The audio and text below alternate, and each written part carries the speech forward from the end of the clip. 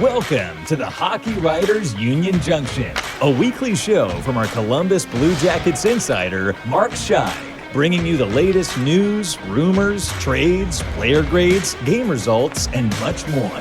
From training camp to the playoffs, from draft day to the trade deadline, he covers everything that happens with the Jackets. So get ready. It's time for another get-together at Union Junction. All right, Cody and Mark with you here. We're taping on a Wednesday night during a Blue Jackets game. Remember, we normally said that we don't do that, but since they don't play till 9 o'clock Eastern time and some of us may or may not make the game, we're going to tape anyway. So really appreciate you jumping on here on a Thursday morning. Got plenty to talk about with Cody here for the next few minutes, and we have a really special guest coming on. If you remember Jacey Snyder, who you've seen on TV as one of the junior reporters who's been able to ask coaches questions, who's been on TV. She's joining us, and she's going to get us caught up on what she's been up to and what might be going on. But before we get there, Cody, we got lots to talk about. Let's start with Cole Sillinger. It's decision time. Assuming he plays, we're taping on Wednesday night. So assuming he plays the Wednesday game against Colorado, that's game number 9. That's going to put him 1 game away from the 10-game mark, which would mean burning a year off his entry-level contract. My question for you right now is, should he stay in the NHL, or should he be placed in a place like the AHL in Cleveland to play top-line minutes? What say you? I think he should stay. Personally, he's looked solid for how young he is. I mean, he has a goal. He came literally inches away from his second goal and an assist, and he seems to know what he's doing out there. His hockey IQ is really well developed for an 18-year-old. He seems to know what to do with the puck. He's creative with the puck, and I've been impressed, and I just don't see with how he's playing how you send him back down, because he's honestly playing better than Texier at this point. Considering the Blue Jackets' depth at center, that's an issue. I just don't see how you can send him down to Cleveland at this point. I still think I agree with you. I think ultimately Sillinger does stay. I think there's enough hints out there with Coach Brad Larson saying, he's earned a level of trust with me. He's been impressive, with everything he's going. We've tried to push him out the door, but he's not leaving because he's doing enough things well. Admitted that there's things that he still has to learn, plenty of things that he has to learn. But it's still a decision at the end of the day, because you're talking about the rigors of a full 82-game season where he hasn't played that kind of hockey before against that kind of competition. Where he's looking good now. There's no question about that. For him to be in this position is all about how Cole Sillinger has handled things. But now you're talking about, how's he going to look at, say, game 20, at game 40, at game 60? Is he going to have the same kind of outlook and mental makeup then as he is now? And that's what the team is going to have to decide. So look at the roster right now. I think we have Boone Jenner at the top, playing top line center and doing a heck of a good job scoring, being the team leader in goals right now. You have Jack Roslovic second. So would you rather him be a third line center in the NHL developing, or would you rather him be a first line center in the AHL where he's able to play every situation? He's able to play 20 minutes a night or more if the coach so chooses to, or if he starts to struggle in the NHL, he might get limited time. When you hear it that way, does it change your mind at all, Cody? I mean, of course it does a little bit. This is just a really hard decision to make for the Blue Jackets, and I'm just going to be honest, I'm glad I'm not the one making it.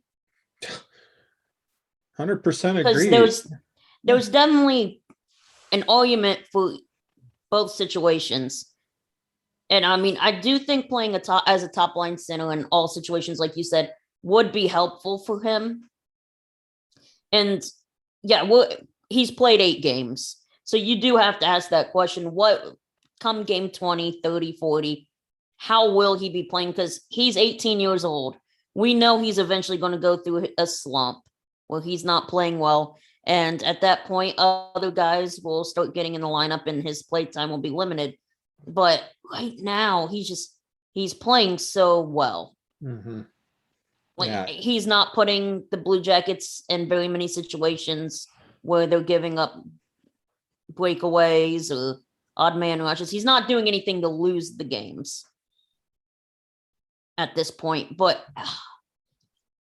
honestly, I don't know what they should do. Either way, I think you could make an argument for either decision, and I'm just glad I'm not the one having to make the decision. You're 100% right on all that. Tough decision. If I had to choose one way or the other, because that's what fans like to ask, what do you think? And you said at the beginning too, I do think he stays. Jarmo Kekalainen said that the burning the year, didn't matter. That wasn't going to be the biggest factor in that decision. It was really going to be about, is Cole Sillinger ready to handle the rigors of an NHL season? And at least so far, he's done nothing to dissuade me or seemingly them of that. And if he's playing game 9 here against Colorado, we'll find out in the next couple of days which way they go. I ultimately think he's done enough. Chinakhov is the one that's been sat. Chinakhov's coming back in tonight because of Domi being in COVID, but Sillinger's played every game. And although it hasn't been perfect, he's done well enough. I just think all the tea leaves are there for him to stay. So we'll see where it all ends up going. So Cody, we got to talk about Colorado because now, we're taping this on Wednesday night. They're going to play at 9:00. So by the time you're watching this, that first game will be over, but then they're going to play again Saturday at Nationwide Arena. So, but it's interesting because Colorado is going to be missing Cale Makar, who's on injured reserve. Andre Burakovsky was doubtful for tonight's game. Mikko Rantanen is out of the Wednesday game. This might be one of Columbus's best opportunities to, try to steal a win away from one of the best teams or perceived best teams in hockey. What do you see are the keys for Columbus in this little set against the Avalanche? Well, like you said, they have injuries, but I'll tell you who is still playing. McKinnon. So the big key is, can the defense slow down that high-flying Colorado offense? Because I don't care how many injuries they have. If he's in the lineup, they can score goals. But I do feel like this Wednesday's game is one of the bigger chances for them to steal a game from a team this year, because Colorado's 4-4. They haven't been playing up to what they can. And the Blue Jackets have been playing really good hockey. And if their defense can slow down the Avalanche, I think they have a good opportunity in both these games. Yeah, you're right. I think they do have an opportunity. Well, by the time you all see this, fans, you'll know the result of Wednesday's game, and then we'll have the one coming up on Saturday. But yeah, there's an interesting opportunity here that has been mentioned. Not only the injuries, but Columbus is playing really well. I mean, they're giving Jonas Korpisalo a second consecutive start because of the way he played in New Jersey. I mean, he played lights out in the third period in overtime to earn the start. They're 5-3. They're doing enough to be able to stay in games to win. And when you can do that, that's really all you can ask for at this point. And going into a series against Colorado like this, where you still have McKinnon, you still have Landeskog, they're playing against Jonas Johansson, so presumably they're not going to see Darcy Kemper until Saturday night in Columbus. Wednesday night is the opportunity. Now, whether they take advantage of that opportunity or not, that remains to be seen. But it's an early litmus test, and I think it's a good test for them to see, okay, they are 5-3. Can they take advantage of a situation? These are the kind of games that when you normally look at Colorado, you're like, oh my God, that whole lineup is just going to be scary. But then when you take a Makar out and you take a Burakovsky out and you take a Rantanen out, you have to take advantage of that, especially if Columbus goes into the game mostly healthy. We know that they're not all healthy, but comparatively speaking, their big guns are going to be in there. They have to take advantage of this. And then even a home game against Colorado on Saturday night, if McCarr's on injured reserve, he might not be in that game either. So ultimately, they have to take advantage of this. These are winnable games all of a sudden, where maybe they're not winnable later on in the season when they get that opportunity. They're in a tough division. They have to take advantage of it. Anything else to add on Colorado? I believe they'll split the games. I don't think they'll win them both, but I think they'll split them. It will be very interesting to see where it all goes from here. And Cody, so early expectations. Just got done mentioning the Blue Jackets off to a 5-3 start. Both goaltenders are playing really well. Zach Werenski is playing really well as a number one defenseman. Played 33 minutes the other night against New Jersey. So a lot of good things going on with this team. Have they even exceeded any of your earliest expectations so far? Yes, they have. If you would have told me they would start 5-3, not to mention with 3 wins in overtime with a shootout, I would not have believed you. Because that's it. That's one of the biggest things. The last few seasons, they've been pretty average to be nice when the game went to overtime with a shootout. And they're winning those games. That's huge, first of all. And then Boone Jenner, of course, I didn't think he would have 5 goals at this point. That's incredible. The goaltending's playing better than I expected. I am shocked at where they're sitting right now. And I do if they keep playing like this, they definitely have a chance to at least make a run for a playoff spot. Will they stay playing this well? It's hard to say because, I mean, they've got to play the Hurricanes a lot still, the Penguins a lot, Islanders, Hurricanes. Capitals, yep. Capitals. The division is stacked. Rangers, yeah. The Metro is very much stacked. A lot of games left with them, but if you're going to put yourself in a position to do well, you have to take advantage of the schedule that you have in front of you here. And these 2 games that we talked about earlier, I think, are winnable.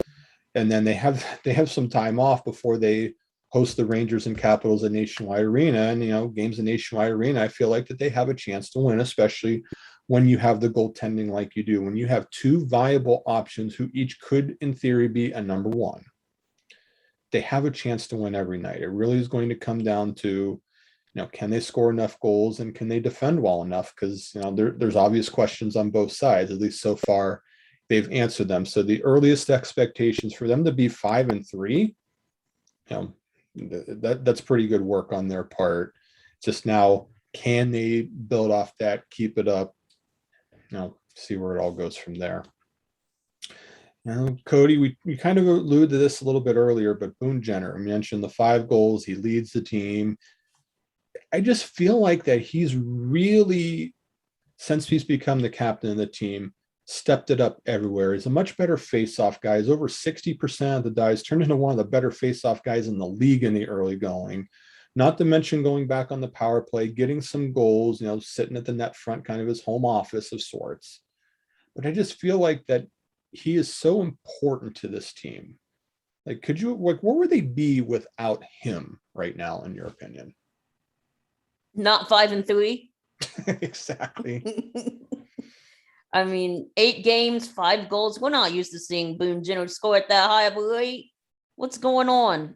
It's definitely that he's the captain. He has this newfound confidence, I feel like.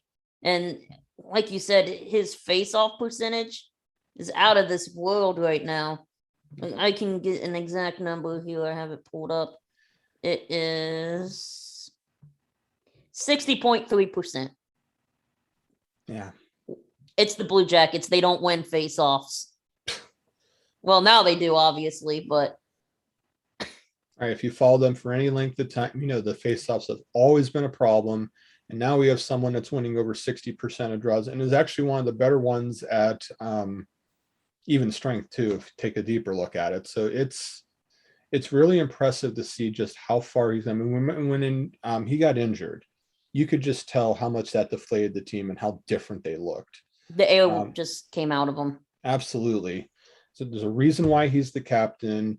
He's proven that he can handle the role. That's why he is on the executive board of the NHLPA on top of all his other responsibilities. It has been a picture perfect start for him. He's a former 30 goal scorer. Let's not forget that. If he's able to get the power play production, and is able to keep this up, it's not unreasonable to think that he might even approach 20 goals or even more than that. So we'll see where that one all goes. But for now, it's a dream start for him, and it's very helpful for the Blue Jackets to get their captain rolling up the way they are. Well, with that said, great guest coming up next, so stick with us. Jacey Snyder is going to join us, and we're going to have a lot of fun talking about her experiences as a junior reporter covering the Columbus Blue Jackets. So stick right here.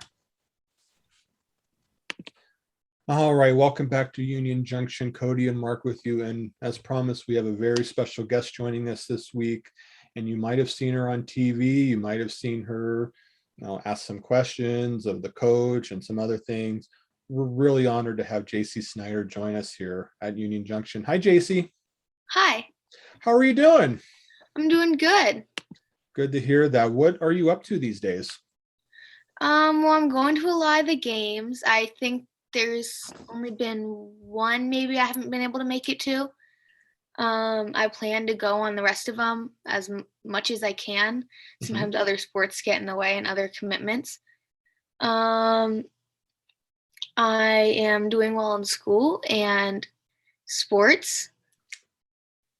My volleyball season just ended, and I'm enjoying watching the games from home as well.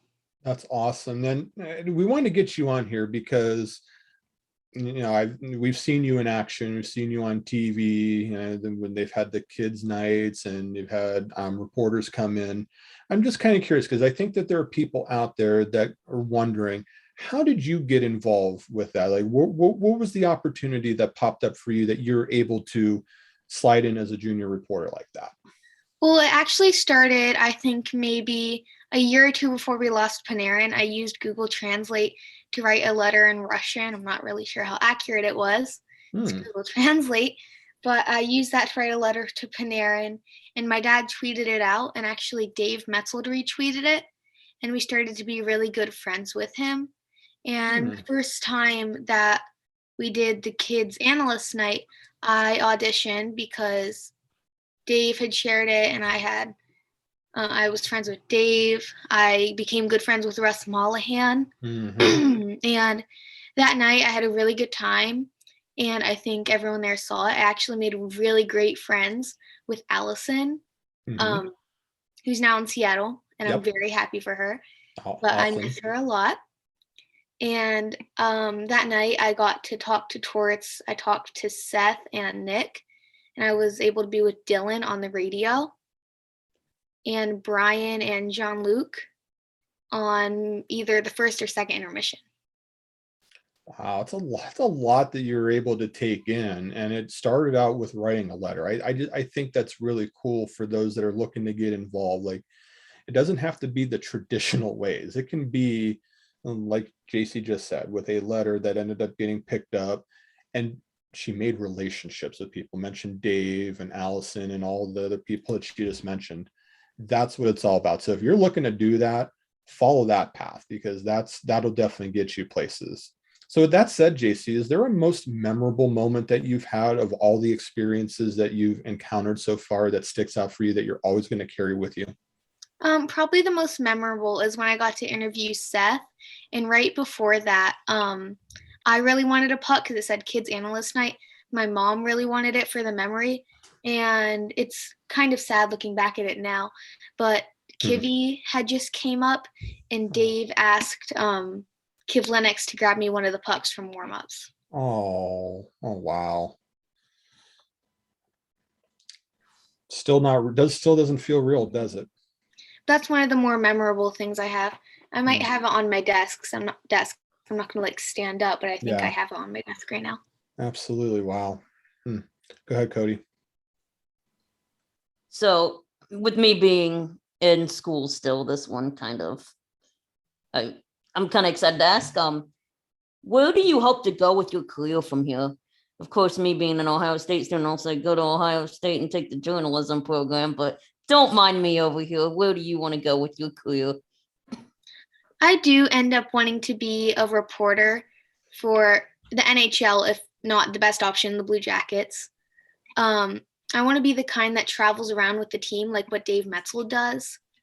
I think that's really cool. You get to know the players, you get to talk to the coaches, and really just see how behind the scenes it is. And you get to interact with the players a lot and see like how their life is. Like I believe a few years ago, Dave did a thing with Vladislav, and he talked about like not just his game, but like his kid and his wife. Yeah, so a lot of the experiences that you've had then, JC, have kind of led you today. So when you think back to everything that you've done now, how do you feel like that your life has changed and being able to do all the interviews and to be able to have all the experiences? Like, how have they led you to today? Well, it comes down to it helped me a lot with public speaking. I'm a lot better in doing presentations in school and talking in front of people for my 4-H group. And it more gives like it changed like what my life revolves around, because my life doesn't revolve around hockey, but like we'll make plans like, oh, I have a volleyball game, so right after that volleyball game we'll leave, or like I get my friends into it. Like I think maybe the last game, it was on a Monday when we were playing, I think it was the Hurricanes. It wasn't the Hurricanes, it was someone. We were playing, I can't really remember. And I brought one of my friends with me. And she had a great time. I've taken a lot of my friends with me and like have had them enjoy it. Yeah. But I think it's really changed my life, like public speaking wise and like what I focus on. Yeah, it's a quick story from me before we start into talking about the Blue Jackets with her. I had an actual fear of public speaking until I got to college. And then there were a couple of classes that I was able to take that helped me overcome that. And yeah, to be able to get those experiences like that, there are a lot of people out there that hate public speaking, that just are afraid of it.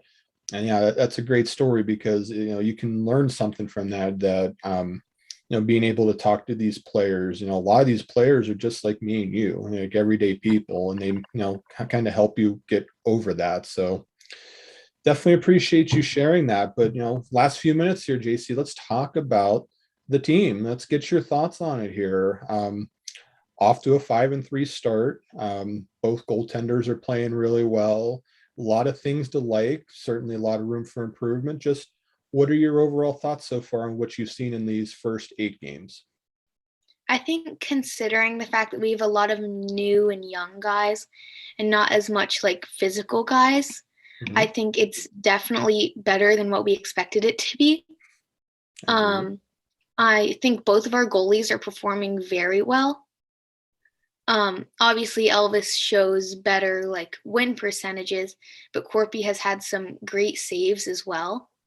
I think with the new people we've brought in, like Voracek and Line A's not as new, but still newer.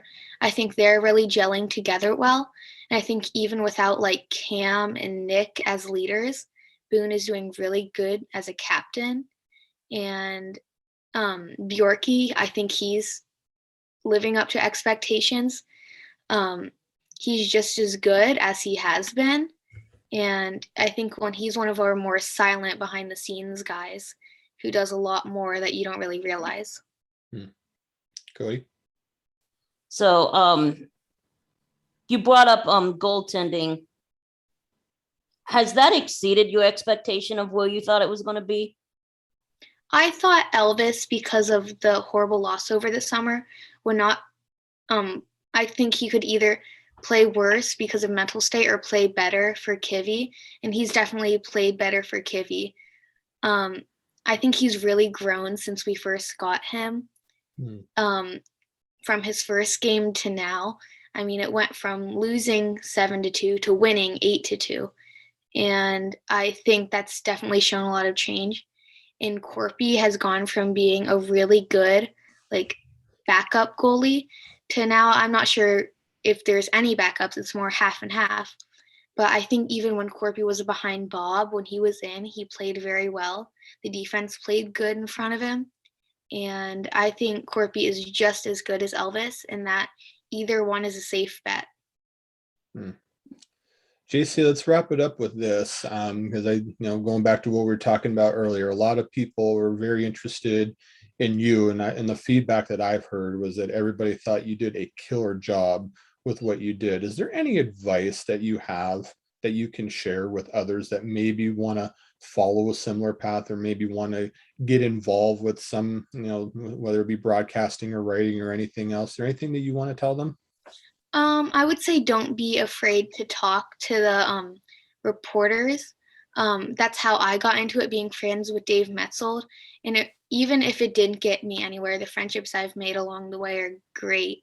And I think that really helps, not being afraid to like speak up. And when an opportunity comes, to take it. When the opportunity came to do the kids analyst night, my parents actually pulled me out of school to do the interview with Captain Blue Jacket. So if you really want to get into it, you've got to put aside the time to do so. Like when I did the Cam and Max Domi interview last year, along with my homework, I had to sit down and write the questions I wanted to ask. I had to come up with follow-up questions. You got to put work into it just as much as you do with sports or schoolwork or regular work, and not be afraid. Might we see you this year? Quite possibly. I haven't heard anything yet, but maybe. Yeah. It depends on like how, obviously COVID, if that prevents something, we can't really do anything. But we will just have to see. We'll just have to see, and maybe if we're all lucky enough, we'll be able to have your presence on radio or TV, and it would be wonderful. JC, we really appreciate you taking the time to join us on Union Junction. Thank you for your time. We appreciate it. Thank you for having me. Absolutely. Fans, thank you for your time. Enjoy your week. We'll see you next time here on Union Junction.